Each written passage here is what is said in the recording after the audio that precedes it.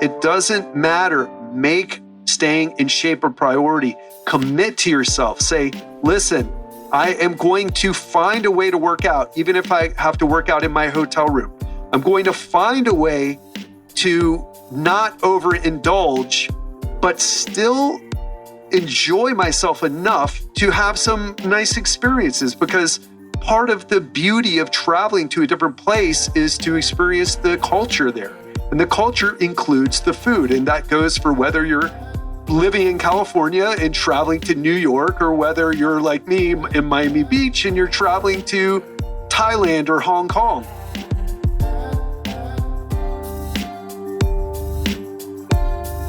What's up, my friend, and welcome back to another episode of the Legendary Life Podcast. I'm your host, celebrity trainer, and high-performance health coach, Ted Ryce. This is a podcast for men and women who are looking to boost their energy and upgrade their health. So get ready to learn proven health, fitness, and mindset strategies to unlock your full potential. And I have a great episode for you today because it's all about how to stay in shape while you travel. And maybe you don't think that's a great episode, but I'm going to tell you why it's important. I've been in the fitness industry for nearly 2 decades. I was about to say 20 decades. Not quite. Not 200 years old yet. But I've been in the industry for nearly 2 decades now, and I've worked with hundreds of people.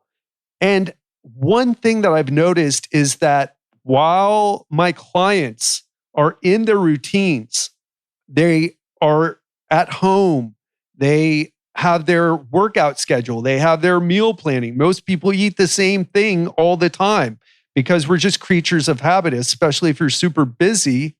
It's a way of simplifying your life just to kind of eat the same things. You go shopping and you buy the same stuff, you eat the same stuff, you work out on the same days at the same times. You just have this routine and it's comfortable and it works. But what happens when vacations come up? And what are you going to be doing? You're going to be traveling this summer. You're going to be taking trips. You probably take business trips.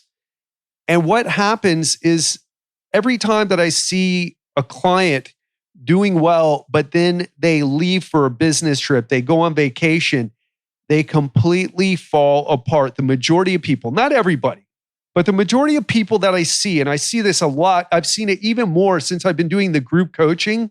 I've seen it even more. I've seen the patterns emerge in a different way because I'm working with so many people at once. And you see like, oh, look at these guys. They're on vacation. Their weights went up. When I reached out to them, they were, said they had gone backwards. They lost a bit of motivation, et cetera, et cetera. And I don't want that to happen to you because it's unnecessary. In fact, I want to tell you that I live what I'm about to share with you.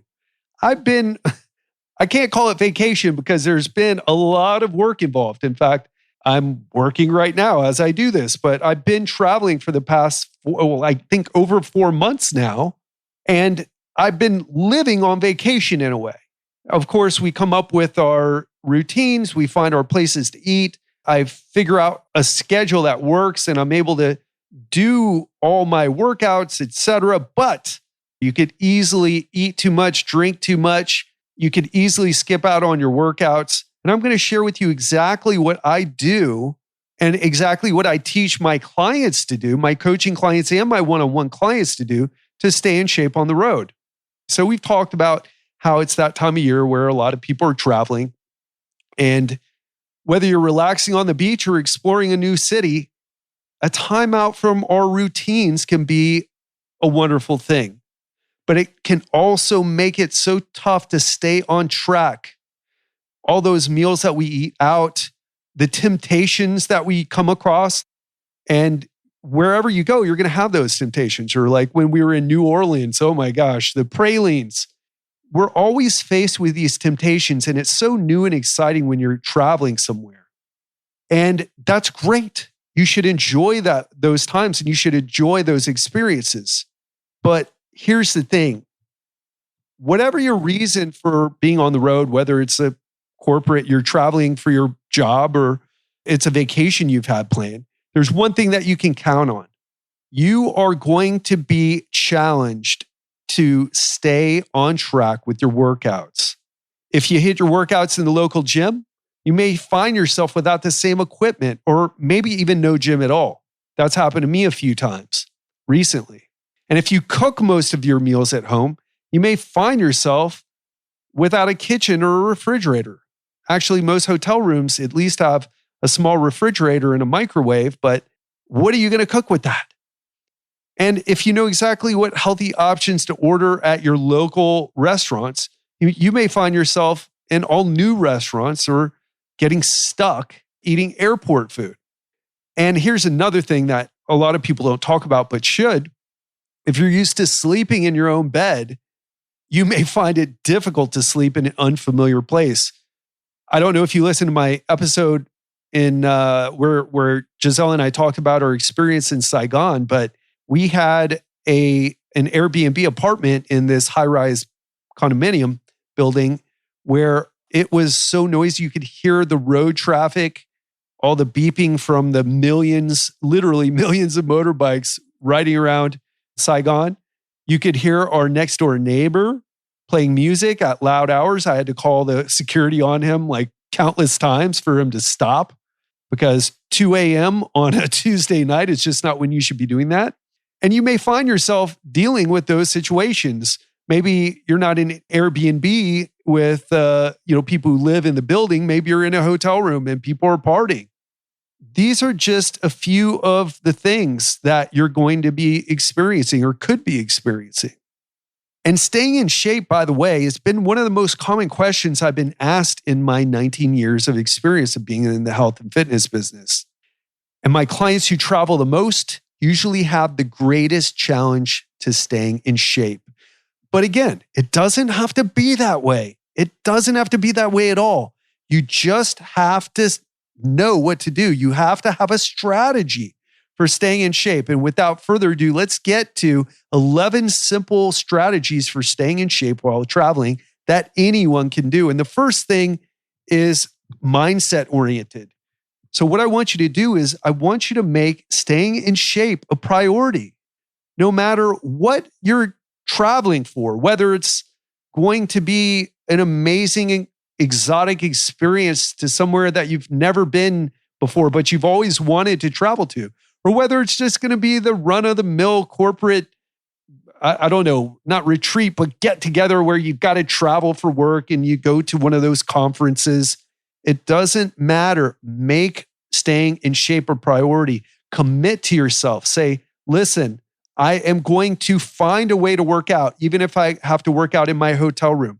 I'm going to find a way to not overindulge, but still enjoy myself enough to have some nice experiences, because part of the beauty of traveling to a different place is to experience the culture there. And the culture includes the food. And that goes for whether you're living in California and traveling to New York, or whether you're like me in Miami Beach and you're traveling to Thailand or Hong Kong, right?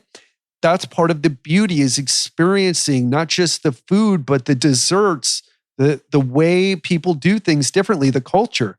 So make staying in shape a priority, and realize that living in the moment and being healthy aren't mutually exclusive. In reality, being healthy allows you to get much more out of your experience. You just have to know how to balance it. And one thing I want to say with that is you've got to lose the all or nothing mentality. People say, okay, when I'm home, I'm going to work out. I'm going to eat these terribly bland meals because I know it's the right thing to do for my health. And I'm going to go to bed at 9 p.m. Of course, you're not really doing that, right? But you're staying on your phone or watching Netflix series. But what I'm trying to say is you stay on track and you're probably too rigid, but then it's like you're off your routine and you just go crazy. Get rid of that. So that's number 2. Get rid of the all or nothing mentality. Say, listen, I'm going to do some of the fun stuff. I'm going to indulge in some of the temptations there. The unique cocktail that they offer at that bar in the hotel that you're going to be staying in, and you're going to have some dessert or whatever it is that you're into. But you're also going to commit to eating healthy meals, to staying on track with your workouts, to getting some steps in, to making sure that you get good quality sleep and all those other things that you should be doing already. So number 3 is pack your workout clothes and equipment. And this is one way to physically commit to staying in shape. While a lot of people will say, oh yeah, I'm going to look myself in the mirror, look myself in the eye in the mirror and say, you know what, I'm going to stay in shape during this trip I'm about to take. But it's another thing when you actually take action. You pack your workout clothes, you pack your workout shoes. For me, I travel with a band system that I use, which is just incredible. It allows me to get a great workout with something that fits literally in a small carry-on luggage. So pack your workout clothes and equipment. And by the way, I offer that band and body weight equipment program, offer the band and body weight workout in the Legendary Lean program. So if you're someone who wants to work out on your own and not go to a gym, just try the body weight and band program. In fact, my recent interview with Tim, our Legendary Lean coaching member, he got into great shape. He's lost over 29 pounds now. He lost 14 in the first round of Legendary Lean. He's lost a total of 29 in his second round of Legendary Lean that he's doing. And he did the majority of it with a band and body routine that he did at home. Now you can do the same. So pack your workout clothes and equipment. Number 4, stock up on healthy travel snacks.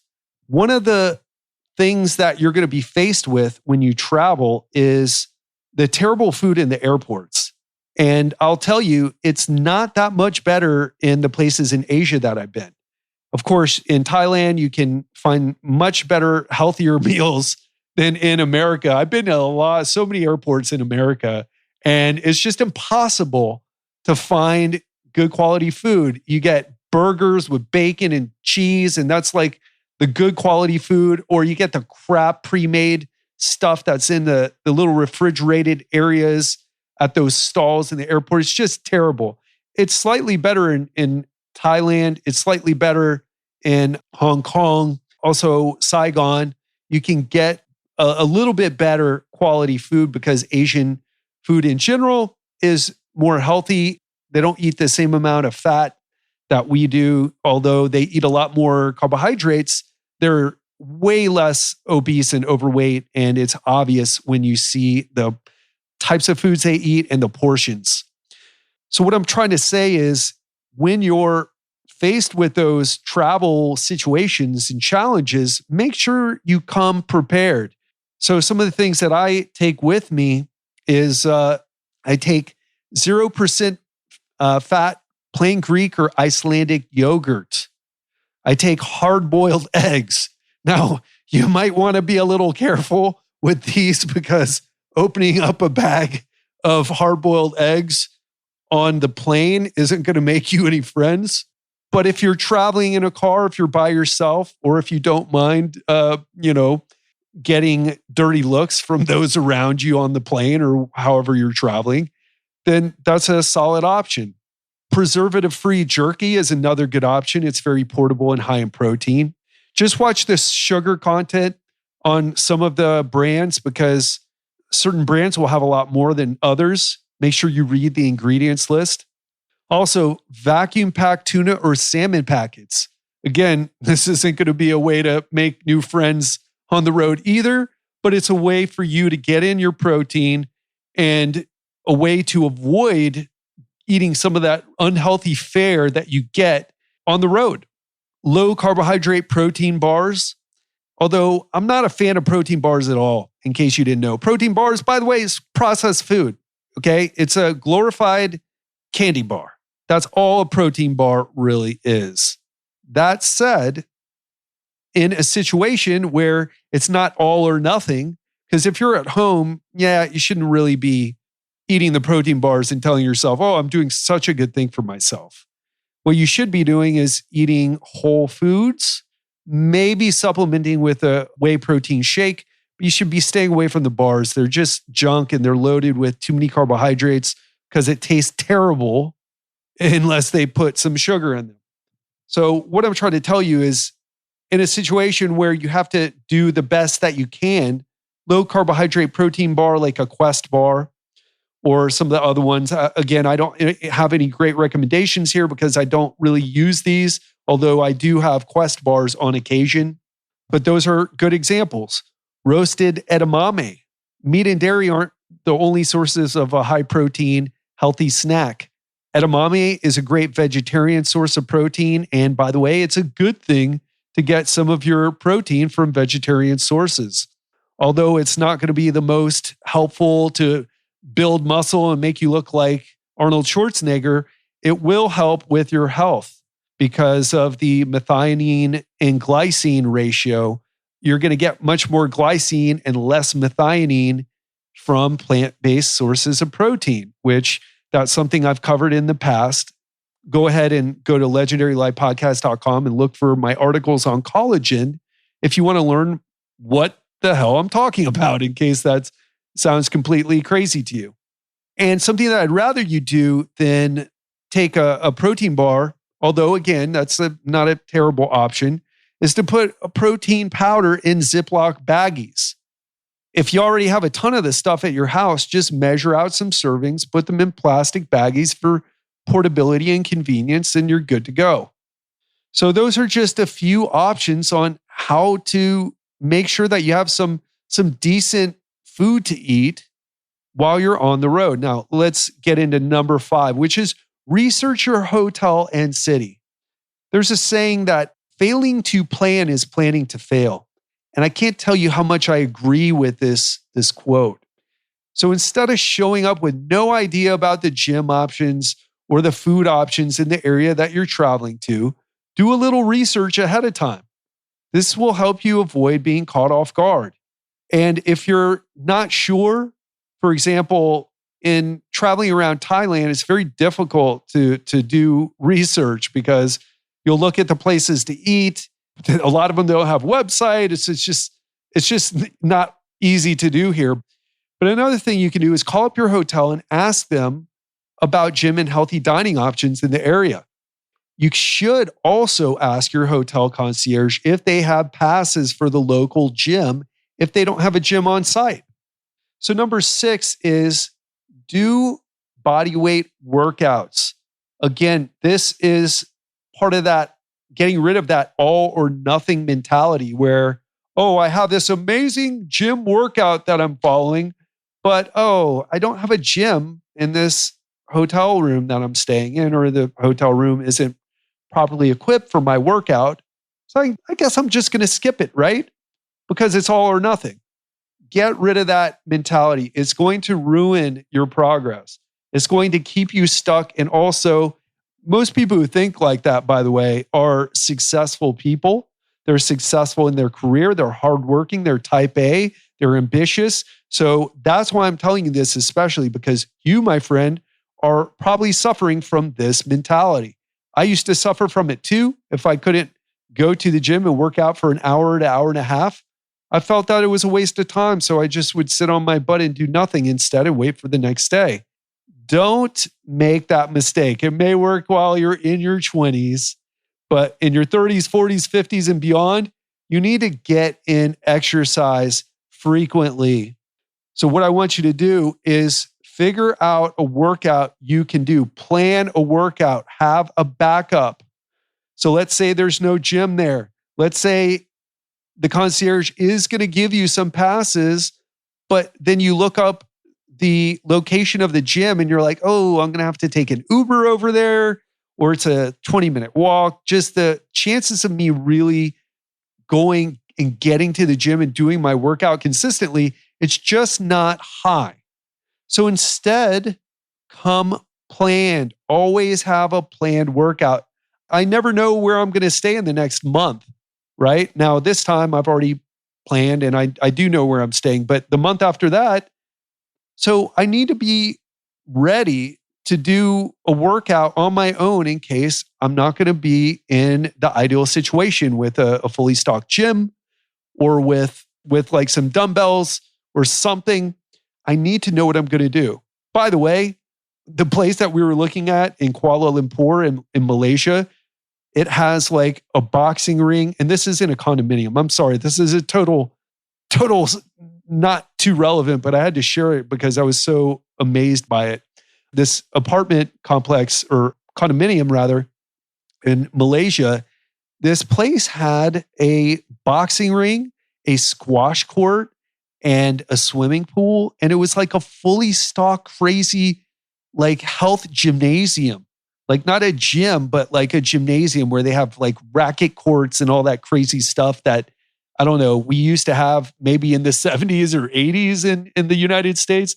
So it just is crazy how equipped it is. But I'm not sure when or if I'm going to be there because things can change.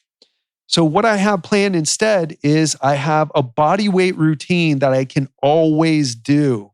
Now, in my case, as I told you earlier, I travel with a band system, which if you go to the show notes for this episode, you can look and find the band system that I use.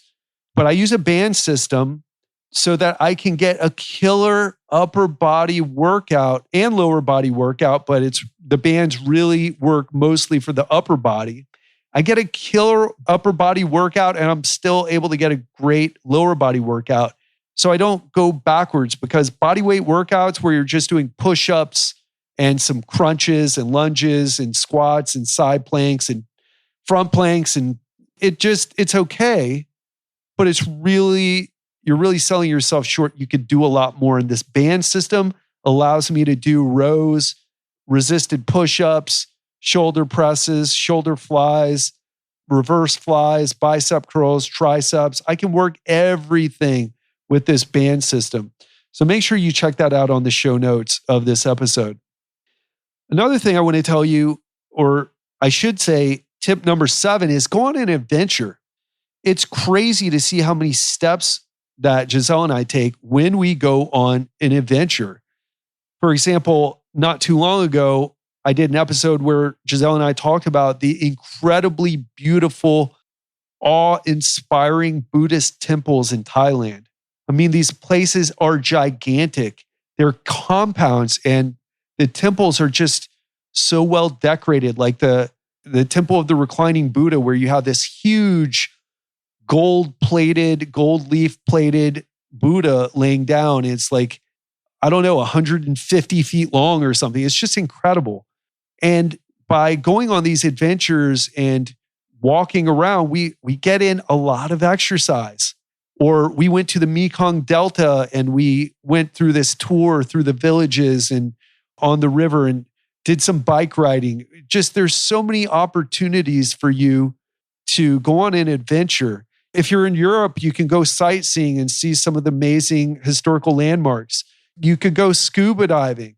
We did some zip lining and some ATVing and some other adventures in Cancun. You could, something I haven't done, but it's something I really want to do, is go to Machu Picchu in Peru. Go snorkeling if you're not into scuba diving. But the list is endless. It's limited to your imagination. And I want to tell you, even if you're traveling for business, it's something you should always look and take advantage of. And I know I've mentioned some exotic locations, but I'll tell you, when we went to New Orleans, we made sure we went on a ghost tour there. We saw some of the famous sites that were there, including Nicolas Cage's creepy tomb that he had built for himself in this famous cemetery so that he gets buried in it when he dies. It's super creepy and weird, but it was so fun and interesting to see. And the ghost tour was just incredible as well. We were walking around the streets of the French Quarter in New Orleans.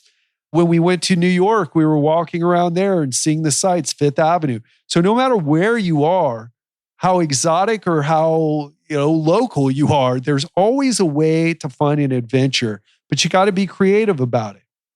Number 8, make sure you optimize your hotel room for sleep. Now, these days, the majority of hotel rooms are set up for sleep. In most places that I've stayed in, I have blackout curtains. So in fact, you get blackout curtains in just about every hotel room that you stay in, and all the Airbnbs in Asia, the majority of them have blackout curtains. in all the places I've stayed, in Saigon, in Thailand, in Hong Kong, they all have blackout blinds.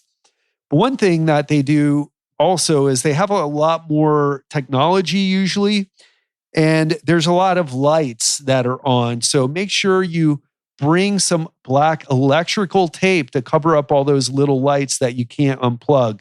Like you don't really want to unplug the router, right? You can unplug the digital alarm clock, but you don't really want to unplug the router or the other things that might be important to keep on. Make sure you bring some blue light blocking glasses if you're going to be up working late, returning emails on your computer. Make sure you cool your room down before you go to bed, somewhere around the 69 degree range Fahrenheit or 18 degrees Celsius is a good place to be there. Or I'm messing up my Celsius. I think it's 20 degrees Celsius. Sorry, my Celsius, my European listening friends, are basically the entire world except for the United States. But it's somewhere around 18 to 20 degrees Celsius, I believe. So you may want to also bring some earplugs and a sleep mask just in case. And tip number 9 is have protein and vegetables at every meal. So how do you make sure that you stay on top of your nutrition while you're traveling if you're going to be in a place where you're not even sure the types of food? Like if you go to an exotic place, for example, exotic for you, you may not be familiar with the cuisine, but you know what vegetables are, don't you? You know what protein is, don't you? Well, that's what you stock up on.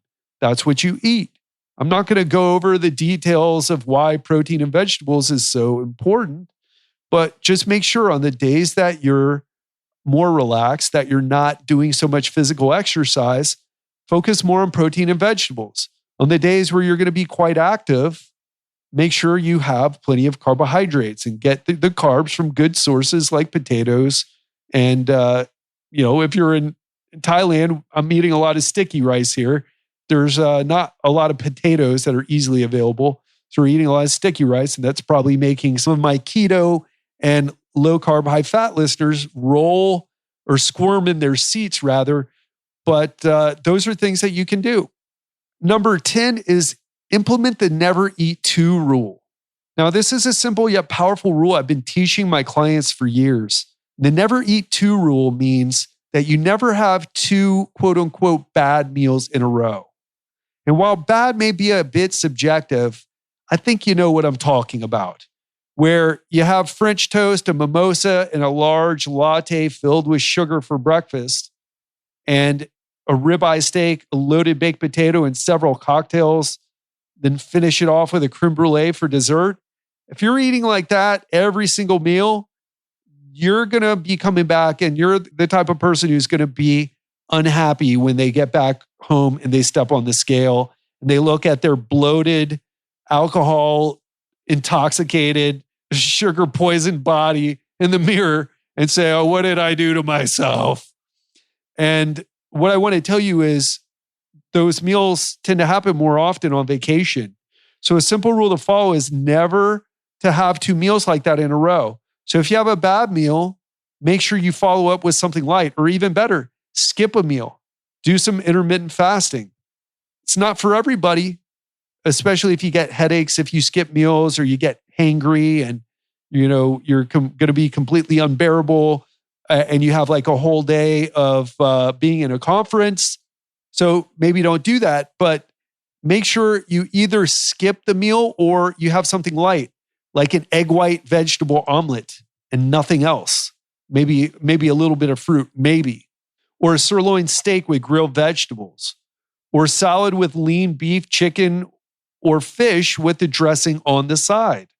It's a simple rule, but a powerful one, especially if you're the type to have one calorie-loaded, alcohol-infused meal after another while you're on a business trip or vacation. And number 11 is have a 2-drink maximum rule. So we all know that going without drinking is the best thing to do. In fact, I don't even drink these days. I don't know what exactly happened. I'm not trying to be a saint. I never will be. It's not possible with my past, but it's just not something that I'm really into these days. I'm not enjoying it. Even though I enjoy the taste of a nice scotch, I just don't enjoy the alcohol these days, the effects of the alcohol. If they had like alcohol-free scotch, which I don't know if that's ever possible, but I would be drinking it. But I just really hate the feeling these days. Messes with my sleep. I just feel like crap. So I just stopped doing it. It just wasn't like a hard rule. I just let it go. But I know a lot of you aren't like that, and you'll enjoy a nice glass of red wine or a beer or whatever it is, mixed drink. So what I want to tell you is those drinks are a source of liquid calories that can add up to expanding your waistline, even in a short period of time, particularly when you're paying less attention to what you eat. So when a 5-ounce glass of red wine is 125 calories, it doesn't take much to tip your scale in the wrong direction when you're having 4 or 5 of those at dinner. So what I like to tell people is have a 2-drink maximum. And that's 2 drinks per a day, not per meal. And what I want to tell you is you're probably going to have some times where, we're going to meet at the bar, we're going to connect and network, and that's where all the great business happens. I understand that happens, right? But try to have that 2-drink maximum. And if you can't, at least on the days where you're not doing the networking at the bar, and it's not for any other reason, don't just be a careless, sloppy food orderer where you're like, I just might as well have a beer or a cocktail because. Don't do that. When you want to have a treat, have it and enjoy it. But when you just carelessly order food that just is way too high in calories, or if you order too many drinks just because you're being careless about what you're doing, stop that. Okay? So have that 2-drink maximum per day. And the last thing, a little bit of a bonus tip, is stay connected with your coach.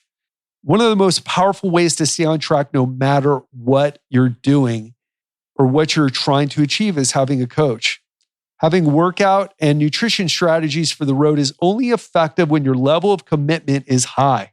But the problem is most people who are listening to this right now, and yes, that means you're going to listen to these strategies and think, oh, wow, these are great. I should do some of these for my upcoming trip.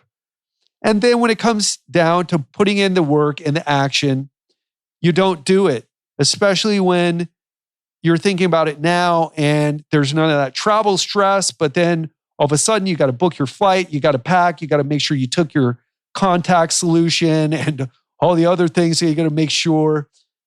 Then you forget about it. And then the fun starts going and then it's all over. And what I want to tell you is I've even gone as far as doing workouts and or consultations on Skype with my clients who are away and having trouble sticking with their plan. Having someone hold you accountable can be a powerful way to ensure you end up doing what you set out to do. So you can either hire a coach or you don't even have to do that. You can have accountability buddy. Or you could join a group where you get the necessary knowledge and support so that you stay on track and make it through your vacations and business travels without sliding backwards with your health. So in conclusion, I want you to listen to your body. If you're tired, rest, relax, and eat healthily to recharge and rejuvenate. And while you're away, find workouts that seamlessly fit into your day. And look for opportunities to explore a new environment, whether it's cityscapes, seascapes, or awe-inspiring landscapes. Remember, regular, short, quality exercise sessions also create lasting change.